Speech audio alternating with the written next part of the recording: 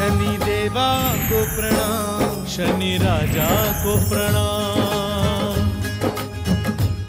My salutation to all my spiritual lovers and to the viewers of Subharti TV. Today's knowledge program Subharti संवाद शनि साधिका doctor Vibhashri दीदी जी के साथ। पर हमारे नए दर्शकों के लिए हम दीदी जी का एक छोटा सा संक्षिप्त परिचय दिखाएंगे और उसके बाद आपके सवालों की ओर बढ़ेंगे।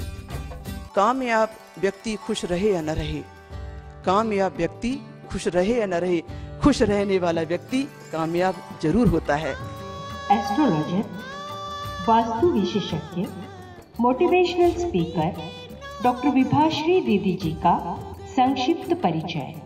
पूरा नाम विभाश्री कौशल, जन्म 26 जून 1965, झांसी उत्तर प्रदेश। शिक्षा post graduation, bachelor of journalism, Ayurvedic एवं नेचुरोपैथी चिकित्सा, वास्तु ज्योतिष संबंधी कोर्स।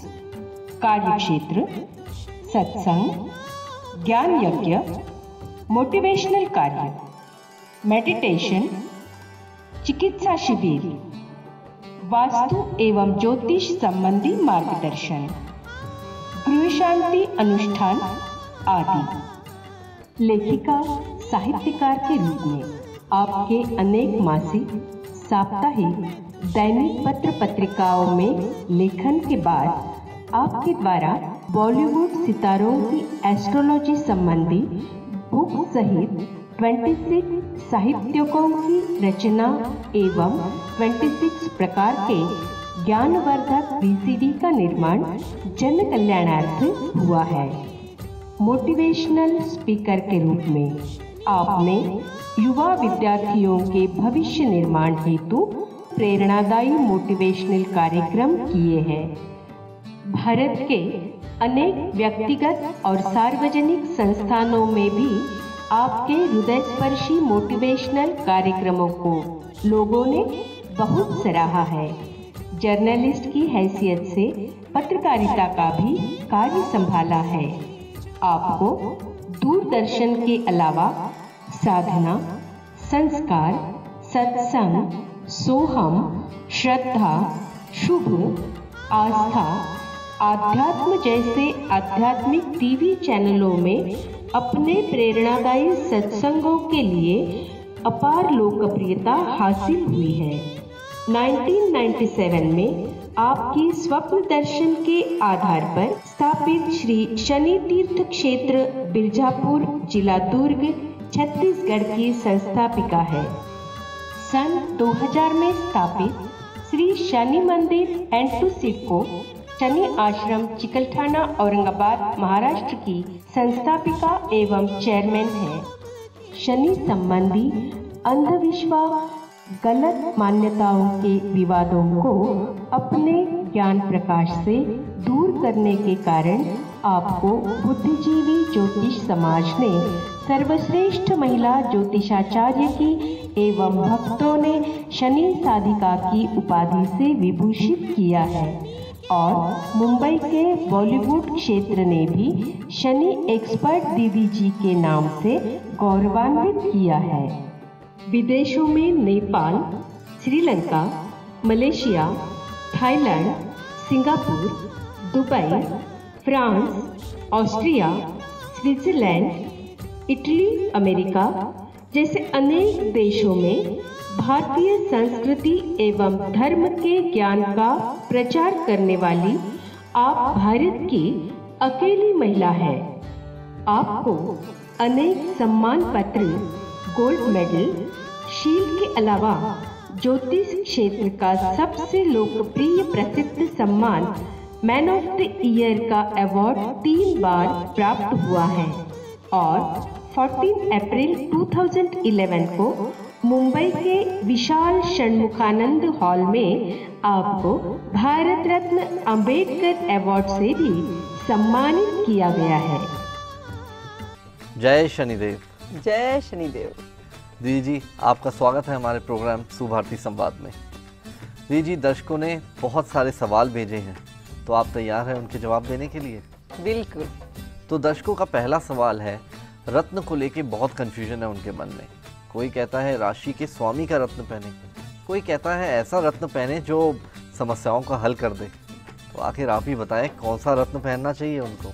बहुत अच्छा प्रश्न है। राशि के स्वामी का रत्न पहनना चाहिए, निश्चित रूप से पहनना चाहिए।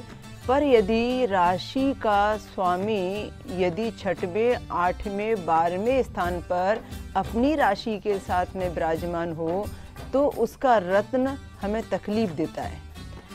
यदि मान लीजिए किसी की कोई राशि है और उस राशि का संबंध 6वां रोग ऋण शत्रु, 8वां मृत्यु स्थान और 12वां व्यय और नाश का स्थान, यहाँ से यदि उसका संबंध बन गया है तो वह व्यक्ति अपनी राशि का रत्न धारण नहीं कर सकता।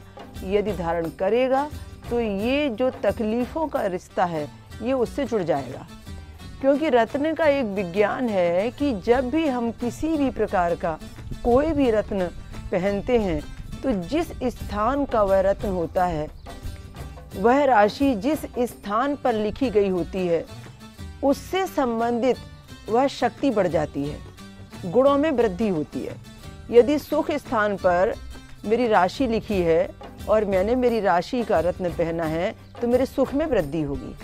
कर्म स्थान पर मेरी राशि लिखी है और मैंने मेरी राशि का रत्न पहना है तो मेरे कर्म में भी वृद्धि होगी। यदि वही राशि मेरे 6वें, 8वें, 12वें गलत स्थान पर लिखी है और मैंने मेरी राशि का रत्न पहना हुआ है तो वह संबंध मेरा पॉजिटिव से नेगेटिव हो जाएगा, तकलीफ बढ़ जाएगी। इसीलिए राशि का रत्न वे व्यक्ति नहीं पहन सकते जिनकी राशि का संबंध 6वें, 8वें या 12वें स्थान से बन जाता है। जैसे समस्या के समाधान के लिए रत्नों की बात आपने की, हर समस्या के समाधान के लिए अलग अलग प्रकार के रत्न हैं। पर यदि समस्या के समाधान के लिए पहने जाने वाले रत्न का संबंध भी यदि 6वें, 8वें, 12वें स्थान से है तो उस समस्या से संबंधित समाधान नहीं हो सकता। मान लीजिए कोई व्यक्ति मंगली है और किसी ने यह सजेशन दिया कि मंगली का रत्न मंगल होता है, उसकी समस्या का समाधान मंगल शांति से संबंधित हो जाएगा। और हमने देखा कि मंगल का संबंध उसका 8वें या 12वें स्थान पर लिखने से है तो हम उसे 8वें या 12वें स्थान में मंगल की पड़ी हुई राशि का रत्न नहीं पहना सकते। इसी प्रकार से यदि कोई गुरु का संबंध है किसी समस्या के समाधान से और गुरु की कोई भी राशि 8वें, 12वें या 6वें स्थान पर लिखी गई है तो हम गुरु की समस्या का समाधान उसे रत्न पहनाकर नहीं कर सकते। हाँ, यदि इसके अलावा किसी और स्थान पर उनका संबंध बना हुआ है, अच्छे स्थानों पर राशियों का जो भी 12 राशियों से संबंधित है अच्छे स्थान पर कहीं लिखे गए हैं तो निश्चित रूप से चाहे किसी भी ग्रह की समस्या से संबंधित समाधान हो, हम बराबर रत्नों को पहनाते हैं और राशियों से संबंधित समाधान उनको होता है, उनकी समस्या मिट जाती है। धन्यवाद दीदी जी। दूसरा प्रश्न भी रत्न से ही रिलेटेड है। दर्शक जानना चाहते हैं कि ऐसा कौन सा रत्न है जो हर कोई पहन सकता है। ऐसा कौन सा रत्न है? सबसे पहली बात तो यह है कि जितने भी रत्न उपरत्न कहलाते हैं, उपरत्न का मतलब रहता है सहायक रत्न। जैसे मैं एक उदाहरण देती हूँ, हमने देखा कि शुक्र देवता का रत्न हीरा होता है। अब शुक्र देवता का जो रत्न हीरा होता है, यदि वो शुक्र की राशि 6वें स्थान पर हो, 8वें स्थान पर हो या 12वें स्थान पर हो तो वह व्यक्ति शुक्र देवता का रत्न हीरा नहीं पहन सकता। पर यदि कोई उसका उपरत्न, जिसे हम अमेरिकन डायमंड कहते हैं, डायमंड की जगह अमेरिकन डायमंड, जो अक्सर आप देखते हैं गहनों में भी जड़े रहते हैं, अमेरिकन डायमंड की अंगूठी यदि वो व्यक्ति पहनता है तो ज़्यादा नुकसान नहीं होता। उसमें 6वें, 8वें, 12वें स्थान पर लिखी गई शुक्र की राशि होने पर भी वह उतनी तकलीफ नहीं देगा उसका अमेरिकन डायमंड पहनना जितनी तकलीफ उसका प्योर डायमंड पहनना दे सकता है। तो ऐसे ही बहुत सारे उपरत्न हैं जो बहुत जल्दी बहुत ज़्यादा असर नहीं करते, शौकिया तौर पर लोग उसे पहन सकते हैं। अब मैं शनिदेव के बारे में ही बताऊं। रत्नों से ज़्यादा आपने लोगों को लोहे के नाल की अंगूठी बीच की उंगली में शनिदेव की पहनी हुई देखी होगी। अक्सर लोग लोहे का रिंग अंगूठी बनाकर बीच की उंगली में पहनते हैं। कई बार उस लोहे की अंगूठी पर, जिसे लोग नाल की अंगूठी कहते हैं, शनि भी लिखा रहता है, कोई यंत्र भी बना रहता है और लोग पहनते हैं। तो यह भी उसी तरीके से है कि जिसका पहनना आपको नुकसान नहीं देता।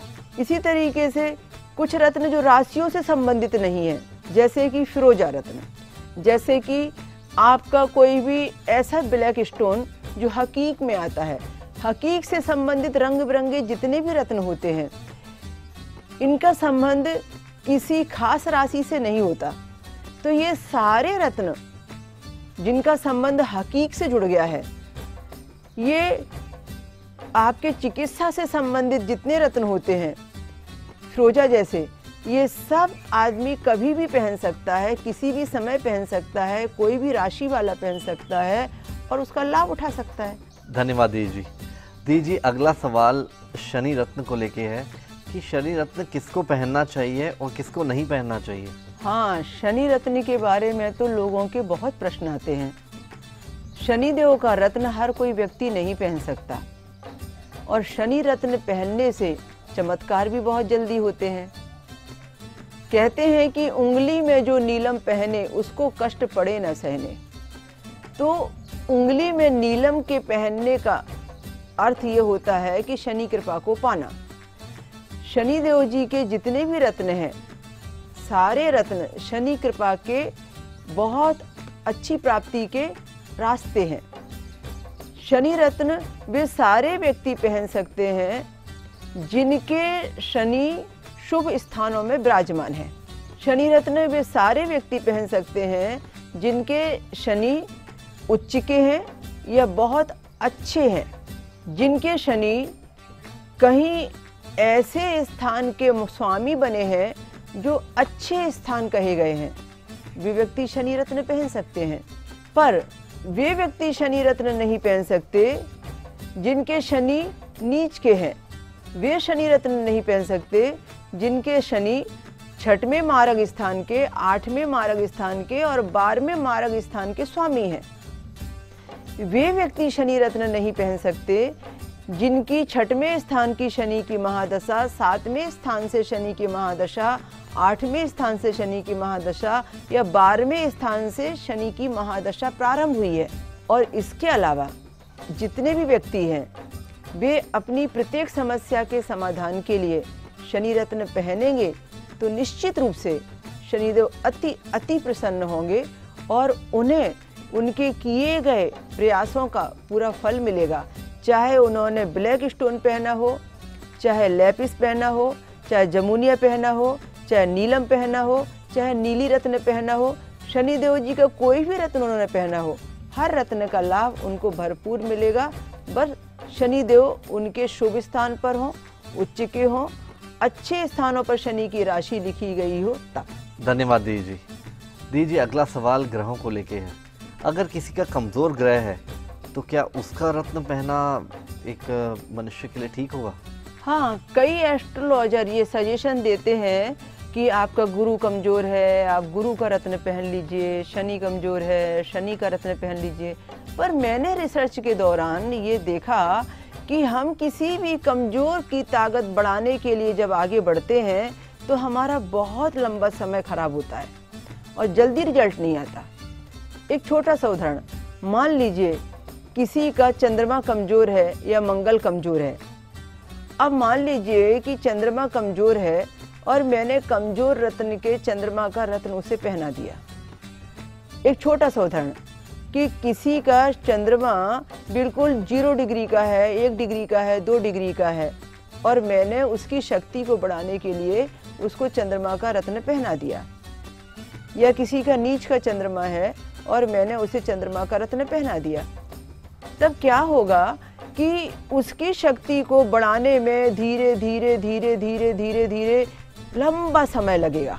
शहने शहने शहने शहने इतना लंबा समय लगेगा कि बूंद बूंद से घड़ा भरेगा। अब मैंने देखा, मेरा रिसर्च कैसा है, मैंने देखा कि जहाँ उसका चंद्रमा कमजोर है वहीं उसका मंगल बड़ा बलवान है, या बुध बड़ा बलवान है, या गुरु बड़ा बलवान है। मैंने देखा कि सबसे बलवान ग्रह कौन सा है। अब मैंने क्या किया कि उसको बलवान ग्रह का रत्न पहना दिया।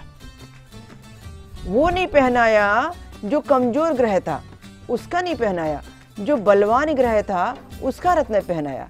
अब जो बलवान ग्रह का रत्न पहनाया तो क्योंकि वो पहले से बलवान था, इतनी जल्दी उसे रिजल्ट आ गया कि स्पीड में गाड़ी चल निकली। अब ये जो ताकत बढ़ाने में हमें सालों लगते थे और इसको हमें हफ्ते नहीं लगे। तो मैंने देखा है कि जो चीज़ परमात्मा ने आपको बहुत बहुत अच्छी दी है, जो आपके पास में प्रेजेंट में अभी है यूज करने के लिए, पहले उसकी ताकत का तो यूज कर लो, पहले उससे तो रिजल्ट प्राप्त कर लो। जो नहीं दी है, जो कमज़ोर है, जिसको पाने में आपको सालों लगेंगे, उसके लिए आप संघर्ष कर रहे हो, उससे तो अच्छा ये है जो है उसकी प्राप्ति के लिए आप थोड़ी सी मेहनत कर लो। तो ये रिसर्च मेरा यहाँ पर इतना परफेक्ट गया कि मैंने जितनों को भी रत्न पहनाए, मैंने उन अच्छे ग्रहों के रत्न पहनाए जो जल्दी काम कर रहे थे और जल्दी रिजल्ट दे रहे थे। इसलिए कमजोर ग्रह के रत्न ना ही पहने तो ज़्यादा अच्छा है। धन्यवाद दी जी। दी जी, अगला प्रश्न भी शनि रत्न से रिलेटेड है। लोगों को ये कन्फ्यूजन बहुत ज़्यादा है कि शनि रत्न कौन सी उंगली में पहने, कौन से हाथ में पहने और किस धातु की बनी अंगूठी में पहनना चाहिए। बहुत अच्छा। शनिदेव का रत्न कोई भी आप पहने, शनिदेव जी का आरक्षण है आपके हाथ की इस मध्यमा उंगली पर। हमेशा हमारे राइट हैंड की मध्यमा उंगली पर शनिदेव का रत्न पहना जाता है। ये बात कही गई है कि दाहिने हाथ में मध्यमा उंगली पर शनिदेव जी का स्थान सुरक्षित है, उसमें ही शनि रत्न पहनना चाहिए। पर मैंने जब रिसर्च किया तो ये पाया कि पूरे शरीर के किसी भी हिस्से पर यदि आपका शनि रत्न स्पर्श करता है और शनि रत्न आपका ओरिजिनल है तो वो अपना असर दिखाएगा। आपने भले ही उसे बाजूबंद में ही क्यों ना बांध लिया हो, वो असर देगा। आपने ब्रेसलेट में ही क्यों ना पहन लिया हो, लॉकेट में ही क्यों ना पहन लिया हो, आपने कान के टॉप्स बनाकर ही क्यों ना पहन लिए हो, पर वो अपना असर तो देगा ही देगा। तो ये ज़रूरी है कि हम रत्न जो होता है वो आपकी बॉडी को टच करें। बिल्कुल, रत्नों का विज्ञान यही है कि रत्न जब आपकी बॉडी को टच करता है, सूर्य की किरणें जब उस पर पड़ती हैं, और जैसे हमने देखा ना कि मोबाइल चार्ज हो जाता है तो उससे रत्न जैसे चार्ज हो रहे होते हैं और वो फिर रात हो या दिन हो वो अपना काम करते हैं, उनके पास में उतनी एनर्जी सेव हो जाती है और फिर हमारी बॉडी से टच करके वो कॉस्मेटिक रेज पावर हमारी बॉडी को भेजते रहते हैं। तो रत्नों का विज्ञान ये कहता है कि आपकी बॉडी के ब्लड सर्कुलेशन से उनको टच करना है। तो जब आपकी बॉडी के साथ में वो जुड़ते हैं तो निश्चित रूप से आपके शरीर के अंग में कहीं भी वो रत्न स्पर्श कर रहे हैं, आपको उनका बेनिफिट मिलता है। यदि मान लीजिए कि आप लेफ्ट हैंड में भी पहनते हैं तो भी लाभ देता है, पर लेफ्ट हैंड को अक्सर अशुद्ध माना जाता है, इसलिए लोग कहते हैं कि राइट में ही पहनो। भ्रांति है कि महिलाओं को लेफ्ट में पहना दो, पुरुष को राइट में दे दो, पर यह भी गलत है, एक अंधविश्वास है, गलत बात है। पर आपको रत्न को यदि पहनना है और आपके राइट हैंड में चोट लगी है या राइट में पहन ही नहीं पाएंगे आप, कोई प्रॉब्लम ऐसी ही हो गई है, तब आपको तो लेफ्ट में पहनना ही पड़ेगा, तो लेफ्ट में भी तो काम करेगा ना वो। तो इसलिए पहले तो ये है कि रत्न को आपको राइट हैंड में यदि पहनने की व्यवस्था नहीं मिल रही है, कोई भी फिजिकली प्रॉब्लम है, तो आप लेफ्ट में पहनेंगे उतना ही लाभ मिलेगा। हाँ, इतना है कि जब आप सोच जाते हैं, स्नान करते हैं, आप लेफ्ट में उतार के रख दीजिए, बाद में फिर दोबारा से पहन लीजिए उसे, पवित्रता की दृष्टिकोण से। और कौन सी धातु में? वैसे तो लोहे की धातु शनि की धातु है। आपको लोहे में अंगूठी बनाकर रत्न को पहनना चाहिए, पर आज के समय में लोहे में अंगूठी कौन बनाता है? लोहे की अंगूठी, लोहे का रिंग, नाल की अंगूठी आप शौक से सालों पहन सकते हैं, पर बेशकीमती आप नीलम को या बेशकीमती रत्नों को आप लोहे में मुद्रिका बनाकर नहीं पहनेंगे। इसीलिए दूसरा ऑप्शन दिया गया कि लोहे की जगह पर यदि आप एक दूसरी धातु लेते हैं, जिसे पंच धातु कहते हैं, 5 प्रकार की धातुओं को मिलाकर उसमें आप अंगूठी बनाते हैं, तो उसका लाभ बड़ा होता है। इसके अलावा मैंने शनिदेव जी की शक्तियों पर और उनके रत्नों पर जब रिसर्च किया तो ये पाया कि सोने की धातु में यदि नीलम रत्न पहना जाए या शनि रत्न पहना जाए तो वो बहुत फायदा करता है, क्योंकि सोने की धातु का संबंध है जरूर सूर्य से, पर सोने की धातु का संबंध किसी चीज की गर्मी से है। और नीलम रत्न के साथ में जब गोल्ड जुड़ता है तो गोल्ड की जितनी एनर्जी है और जितना ज़्यादा उसका गुण है वो सब नीलम के गुणों को दुगना कर देता है। और कहते हैं ना कि सोने से सोना मिलता है तो और बेशकीमती हो जाता है, तो ये भी अपने आप में कंचन से कम नहीं है, और वो सोने के साथ मिल जाता है तो अपने आप में बहुत शुभत्व को, आभा मंडल को बिखेर देता है। तो इसलिए सोने के साथ भी अंगूठी बनाई जा सकती है। धन्यवाद दीदी जी। दीदी जी, अगला प्रश्न जो है वो रत्न से रिलेटेड है। रत्न तो पहन लिया, अब आए दिन में उसको कैसे रिचार्ज करें और कैसे उसकी शक्ति को बरकरार रखें? बहुत सुंदर। इसके बारे में लोगों को नॉलेज नहीं है। लोगों ने रत्नों को शौक से भी पहने हैं, आवश्यकता के अनुसार भी पहने हैं, पर कई लोग तो मिसयूज कर रहे हैं, कई लोग फैशन बनाकर पहन रहे हैं। इसलिए उन रत्नों से उनको वो नहीं मिल पा रहा है जो मिलना चाहिए जी। आज एक उदाहरण, जैसे मोबाइल है, कभी पानी में गिर गया, कभी मिट्टी में चला गया, कभी डिस्चार्ज हो गया, चार्जिंग में नहीं लगाया, तो क्या वो काम करेगा? नहीं करेगा। ठीक इसी प्रकार से रत्नों का विज्ञान भी वैसा ही है कि यदि उनको आपने चार्ज नहीं किया, आप किसी की मृत्यु पर गए या आपने कहीं कोई भी काम ऐसा किया जिससे वो डिस्चार्ज हो गया, जिससे वो आभा मंडल उसका कम हो गया, तो फिर उसे चार्ज करना जरूरी रहेगा, या अपवित्र हो गया तो पवित्र करना जरूरी रहेगा। ऐसी स्थिति में रत्नों को चार्ज करना, उनको शक्तिमान बनाना, उनको फिर से पवित्र करना बहुत जरूरी है। ऐसा करना चाहिए कि जब कभी भी हमें ऐसा लगे कि हमारी गलतियों से इस रत्न के साथ में हमने खिलवाड़ किया या रत्न हमारे कारण आभा विहीन हो रहा है या इसके ऊपर में एक परत जम गई है जिसको हमें शुद्ध करना है, तो फिर हमें कच्चे दूध में उस रत्न को 1 घंटा डुबा कर रखना है, और कच्चे दूध से निकालने के बाद में फिर थोड़ा सा गंगा जल जैसी पवित्र चीज़ से साफ कर लेना है। और जो धूप अगरबत्ती हम भगवान को लगाते हैं वो शुद्ध धूप अगरबत्ती गूगल वगैरह, उसका धुआं हमें उस रत्न पर देना है और उसके बाद फिर धारण करना है। इतना ही यदि हम हफ्ते में, महीना में कर लेते हैं, त्योहारों पर कर लेते हैं, तो भी हम रत्नों को चार्ज कर सकते हैं। इसके अलावा आपने जिसका भी रत्न पहना है, मान लीजिए एक छोटा सा उदाहरण, आपने मंगल का रत्न मूंगा पहना है जी, है ना, तो आपने जिस किसी का भी रत्न पहना है, उस किसी से संबंधित जो ग्रह है, उस ग्रह से संबंधित जो दिन है और उस ग्रह से संबंधित जो भी वस्तु है उससे रिलेटेड उपाय कीजिए। जैसे आपने मंगल का रत्न मूंगा पहना है, तो मंगल देवता का दिन जो है वो मंगलवार है, तो मंगलवार के दिन मंगल देवता से संबंधित जो चीज़ें होती हैं अब मंगल देवता से संबंधित चीज़ें कौन सी होती हैं? गुड़ है, छुआरा है। आपका मंगल देवता से संबंधित जो है मसूर की दाल है, हनुमान जी को लगाए जाने वाला सिंदूर है, केसरी कलर का कपड़ा है, ये सब मंगल देवता की वस्तुएं हैं।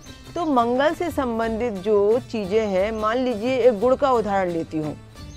अब गुड़ का ही उपाय है, यदि आपने उस मूंगा को धारण करके मंगलवार के दिन कम से कम नहीं तो एक 900 ग्राम भी गुड़ ले लिया। 900 ग्राम इसलिए कह रही हूँ कि मंगल का जो न्यूमरोलॉजी में जो उसका अंक होता है, अंक ज्योतिष में वो 9 नंबर है, 9 का है। तो मान लीजिए आपने 900 ग्राम गुड़ ले लिया और मंगलवार का दिन हुआ और आपने अंगूठी मंगल की पहनी है मूंगा की, और आपने मंगल देवता से प्रेयर की कि हे मंगल देवता, आपने जो मुझे शक्ति दी है मुझे इसको बढ़ाना है, और आपके इस रत्न को धारण करने के बाद में अमुक अमुक समस्याओं के समाधान हो, और मुझे अमुक अमुक समस्याओं के समाधान के बाद में मुझे विजय की प्राप्ति हो। उससे जो भी मांगा, क्योंकि मंगल गौड़ वार युद्ध के सेनापति विजयी भवा का आशीर्वाद देते हैं, इसलिए आप विजयी होने का आशीर्वाद मांग रहे हैं। तो आपने मंगल देवता से जो मांगा वो पाने के लिए आपने उस गुड़ को लिया और अपने ऊपर से ऐसा 9 बार उतारा किया, शरीर से 9 बार उतारा किया, और किसी नीम के पेड़ के नीचे उसे दबा दिया। नीम का ही क्यों? क्योंकि मंगल की वनस्पति नीम का झाड़ है, नीम का पौधा है। तो ये मैंने सिर्फ एक का उदाहरण दिया आपको, कि एक मंगल रत्न का, मूंगा का मैंने आपको उदाहरण दिया कि जो भी व्यक्ति मंगल रत्न मूंगा पहनते हैं उनको मंगलवार के दिन ऐसा गुड़ लेकर और ऐसे वनस्पति के नीचे मंगलवार को गाड़ देने से उसके अंदर की जो आभा मंडल की शक्ति है वो दुगनी हो जाएगी, बुझी हुई चीज फिर से जागृत हो जाएगी और आपको वो रत्न काम करेगा। और ये मंगल का दान और मंगल का रत्न दोनों मिलकर 1 और 1 11 हो जाएंगे। तो ऐसा कंटिन्यू जैसे हम करते रहे, आवश्यकता के अनुसार कितने भी मंगलवार कर सकते हैं। शुरू में हमने 2 मंगलवार किए, फिर आगे बढ़ा दिए, बहुत लाभ होता है। दी जी, आपका धन्यवाद कि आपने इतनी महत्वपूर्ण जानकारी हमारे दर्शकों को दी। जय शनिदेव। तो दर्शकों, आज आपने देखा दी जी ने कितनी महत्वपूर्ण जानकारी देकर आपको रत्नों के बारे में बताया। पर सवालों की लिस्ट बहुत लंबी है, पर समय की मर्यादा को ध्यान में रखते हुए हम ये कार्यक्रम अगले शनिवार कंटिन्यू करेंगे। तब तक आपके और सवाल हमारे तक पहुंचेंगे। अगर आप भी चाहते हैं कि आपके सवालों को हमारे प्रोग्राम में शामिल किया जाए तो नीचे टीवी स्क्रीन पर फ्लैश होते हुए ईमेल पे अपने सवालों को भेजिए। तब तक मैं नकुल खन्ना आप सबसे इजाज़त चाहता हूँ। जय शनिदेव।